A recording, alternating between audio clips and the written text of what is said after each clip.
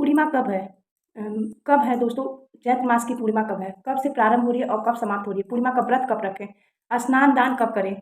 इसी प्रकार से पूर्णिमा के तमाम मतलब सवालों का जवाब इस वीडियो में मिलने वाली है। और पूर्णिमा के बारे में आप सभी क्या करें, क्या ना करें, एक-एक करके सारी जानकारी इस वीडियो में मिलने वाली है। तो मैं हूँ आप सबकी अंजनी, आप सब देख रहे हैं अंजनी दुनिया। जीकेपी में स्वागत है, अभिनंदन है, वंदन है। और दोस्तों बड़ों को शादी पीड़ा में, छोटों को ढेर सारा प्यार और आशीर्वाद। इसी कामना के साथ आज की वीडियो मैं प्रारंभ करती हूँ। तो दोस्तों पहले बता देते हैं कि पूर्णिमा कब-कब पड़ता है, कब से स्टार्ट होता है और कब मतलब नया महीना स्टार्ट होता है। हिंदी के मुताबिक दोस्तों पूर्णिमा के दिन सूर्य भगवान और चंद्रदेव एक मतलब पूरा आकार में दिखते हैं। चंद्रमा जी पूरे आकार में दिखते हैं और उस दिन पूर्णिमा का मतलब रोशनी, चमक इतना रहता है कि कहते हैं कि उस पूर्णिमा के दिन अगर कोई भी कार्य करे शुभ ही शुभ होता है। उनका मतलब चंद्रमा का पूजा करना बहुत शुभ सहयोग होता है। बहुत सारे लोग मतलब अधिक से अधिक लोग पूर्णिमा का व्रत रहती हैं और उस दिन चंद्र देवता की पूजा की करते हैं। सत्यनारायण भगवान की कथा कहते हैं। पूर्वज लोगों को सॉरी को बुला के पूजा कराते हैं जैसे ब्राह्मण को, और अपने आस-पास के लोगों को बुला के कथा-वथा कराते हैं, जिनको मतलब हर महीने में कराना रहता है। और अगर नहीं हो पा रहा है तो आप लोग अपने से स्वयं भी कर सकते हैं या कर सकती हैं।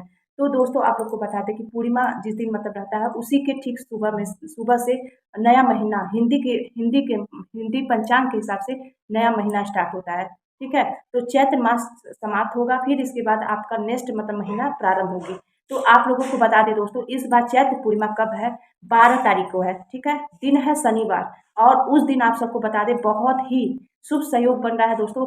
जैसे कि मतलब पूर्णिमा के दिन माँ लक्ष्मी जी और विष्णु भगवान की पूजा कथा सत्यनारायण भगवान की करनी चाहिए और करते हैं लोग।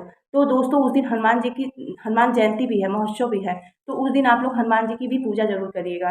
और साथ में आप लोग को बता दें कि बहुत लोग हनुमान मतलब शनिवार और मंगलवार का व्रत भी रहते हैं, तो वो लोग अपने हिसाब से कर लेंगे।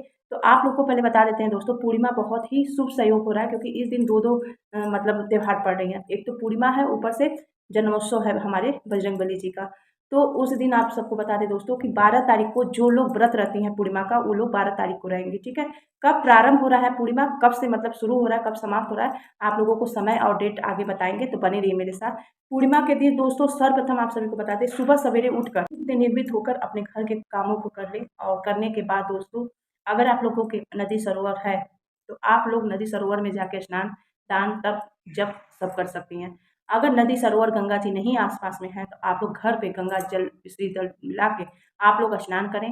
फिर इसके बाद सूर्य भगवान को अर्घ दें, फिर इसके बाद आप लोग पूजा पाठ करें। सत्यनारायण भगवान का अगर कथा सुबह भी सुनना चाहते हैं, सुबह भी सुन सकती हैं। अगर शाम को सुन के जो लोग व्रत रहती हैं मतलब चंद्रमा जी की पूजा करके चंद्रमा जी की पूजा करके तब लोग मतलब फल फलाहार करती हैं। बहुत लोग मतलब कथा सुनने के बाद भोजन कर लेती हैं, मीठा भोजन कर लेती हैं और बहुत लोग मतलब कथा-वथा करके रात में कथा-वथा करके उस दिन जो लोग व्रत नहीं रहती हैं, कथा-वथा कह के और अपना भोजन कर लेती हैं, ठीक है? तो जो लोग व्रत रहती हैं तो लहसुन प्याज़ तो वैसे भी नहीं खाएँगी, नहीं बनाएँगी। तो आप लोग को बता दें कि दोस्तों जो लोग नहीं मतलब व्रत रह के भी कथा सुनना चाहती हैं, तो वो लोग बिना लहसुन प्याज़ का भोजन बनाएँ और कथा पूजा पाठ कर लें, चंद्रमा देव को अर्घ दे दें। और दोस्तों आप लोग को बता दें कि उस दिन आप लोगों को सत्यनारायण भगवान की कथा ज़रूर सुननी है, ठीक है? आप लोग चाहें तो व्रत भी कर सकती हैं, चाहे तो मतलब कोई मतलब आप लोग मतलब कहते हैं संकल्प लेके, अगर बहुत लोगों का होता है कि इतना मतलब मेरा ये कार्य हो जाएगा तो मैं 11 सत्यनारायण भगवान की कथा सुनूँगी, व्रत रहूँगी, तो ऐसे करके आप लोग संकल्प ले सकती हैं। जितना जिसको सोचता है उतना आप लोग कर सकती हैं, ठीक है? पूजा पाठ, धर्म, तप, जप, दान करने के लिए कोई नियम नहीं है दोस्तों। जितना हो सके कर सकते हैं, कम से कम भी कर सकती हैं, ज़्यादा से ज़्यादा भी कर सकती हैं।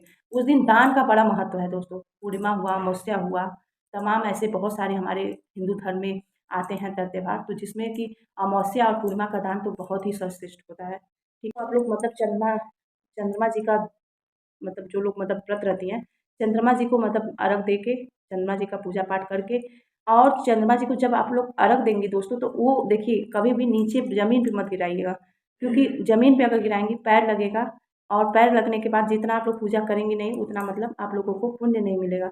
इस बात का बिल्कुल ध्यान रखिएगा किसी पात्र में, ठीक है?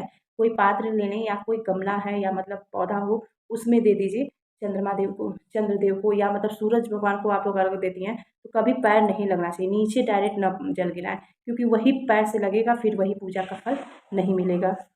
इस बात का बिल्कुल ध्यान रखें, ठीक है? दान भी ज़रूर करें आप, ठीक है? आप सभी लोग दान ज़रूर करें। पूर्णिमा के दिन अगर आप लोगों को भगवान ने दिया है, तो यथाशक्ति, यथाभक्ति अपने ज़्यादा से ज़्यादा भी कर सकती हैं, कम से कम में भी कर सकती हैं। अगर अनाज का दान नहीं कर पा रही हैं, किसी वजह से कोई ब्राह्मण नहीं है, तो आप अपने दान पेटी में ₹2, ₹10, ₹5, ₹50 जितना भी आप लोगों को भगवान ने दिया है, उतना यथाशक्ति आप लोग निकाल सकती हैं, ठीक है?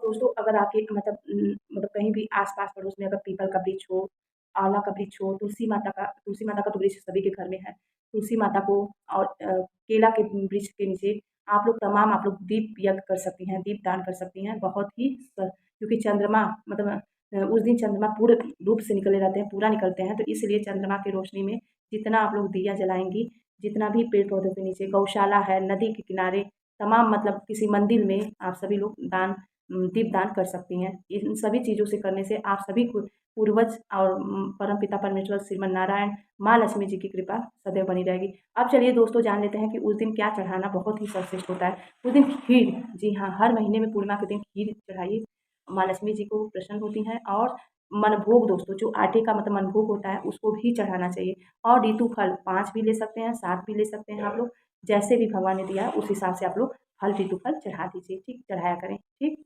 ये हो गया और आप लोग को मनभोग को बता दें कि आटा ले लीजिए और देसी घी, ठीक है? देसी घी गरम कर लीजिए और आटा आटा को खूब भून लीजिए, हल्का-सा मतलब रेड में हो जाए, फिर इसके बाद भूनने के बाद उसमें आप लोग चीनी डाल दें और फिर ड्राई फ्रूट जो भी आपके घर में है, सारे ड्राई फ्रूट डाल के उसको मिला के मिक्स करके यही मनभोग बनता है, ठीक है? तो वो ये आटे का मनभोग चढ़ाना बहुत ही सर्वश्रेष्ठ है और विष्णु भगवान को यही मतलब जो सत्यनारायण भगवान की कथा होती है दोस्तों, ये चढ़ाना बहुत ही ज़रूरी होता है, ठीक है? बहुत लोग अगर नहीं बना पा रहे हैं तो कोई बात नहीं, पर इसको ज़्यादा समय नहीं लगता है। जैसे आप लोग पूजा करती हैं तो इसको भी बनाना बहुत ही ज़रूरी है क्योंकि सत्यनारायण भगवान की पूजा में ये ज़रूरी होता है मनभोग चढ़ाना।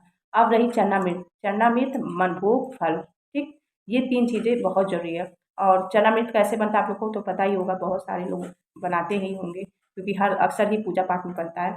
तो दही, घी अ, मध और ड्राई फ्रूट, चीनी, दूध, दही ये सब डाल के मिक्स करके वही मतलब आप लोग चना मिर्च भी ज़रूर बनाइएगा, ठीक है?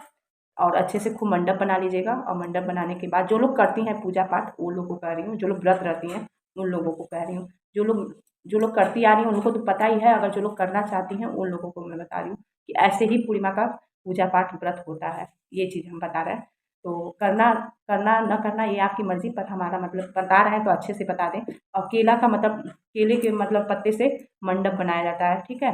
एक छोटा-सा जो चौकी होता है, दुर्गा जी जैसे हम बैठाते हैं, तो ऐसे ही मंडप बना लें खूब अच्छे से भली-भाँति और सत्यनारायण भगवान का फ़ोटो रख लें, माँ लक्ष्मी का साथ में फ़ोटो रख लें, तो ऐसे ही पूजा पाठ होती है। फिर इसके बाद शाम को भगवान को चंद्रदेव को अर्घ देके पूजा पाठ चंद्र देवता का करके फिर लोग भोग प्रसाद वितरण करती हैं। फिर इसके बाद अगर ब्राह्मण आते हैं तो वो लोग खुद कराते हैं, अगर जो लोग नहीं अपने से करती हैं, कितना मतलब अगर बहुत लोग सोचेंगे कि कितना महीने में क्या करें, तो अपने से भी कर सकती हैं, ठीक है? ब्राह्मण अगर नहीं मिल रहा है तो आप लोग अपने से भी कर सकती हैं। कोई ज़रूरी नहीं है कि हर महीने में ब्राह्मण को ही बुला के करें। अगर आप अपने से सर्वश्रेष्ठ कर सकती हैं तो अति उत्तम है, अगर नहीं है तो ब्राह्मण को बुला के भी आप लोग भली-भाँति उनका दान दक्षिणा दे के बहुत ही भव्य स्वागत के साथ माँ लक्ष्मी जी और सत्यनारायण भगवान की कथा ज़रूर सुनिए पूर्णिमा के दिन। पूर्णिमा के दिन सत्यनारायण भगवान की कथा ज़रूर सुनना चाहिए, चाहे कोई व्रत हो चाहे ना हो। तो चलिए दोस्तों अब आप लोग को बता देते हैं कि कब प्रारंभ हो रही है और कब समाप्त हो रही है। चंद्रदेव को पूजा कितने बजे करनी है, चंद्र देवता कब उगेंगे, ठीक है? सर्वप्रथम आप लोग जान लीजिए कि पूर्णिमा तिथि प्रारंभ हो रही है 12 अप्रैल को सुबह में 3:31 से लेकर 13 अप्रैल को 5:21 तक रहेगा, ठीक है? तो अब स्नान दान ब्राह्म मुहूर्त जान लीजिए दोस्तों। आप लोग सुबह 4:29 से लेकर 5:14 तक और अभिजीत मुहूर्त है दोस्तों सुबह 11:56 पे और दोपहर में है दोस्तों 12:48 पे। यहाँ पे दोस्तों डिटेल हमने लिख दिया है, आप लोग पढ़ लीजिएगा। तो यहाँ पे दोस्तों आप लोग को बता दें चंद्रोदय का समय है शाम को 6:18 पे उग जाएंगी, तो आप लोग देख लीजिएगा, पूजा पाठ कर लीजिएगा, फिर इसके बाद अपना पारण कर लीजिएगा, ठीक है? आशा करती हूँ सभी चैत्र पूर्णिमा की सारी जानकारी अच्छी लगी होगी। अगर अच्छी लगी होगी तो प्लीज़ अपने फैमिली और फ्रेंड में शेयर कर दीजिएगा। तब तक के लिए प्रणाम, राधे राधे।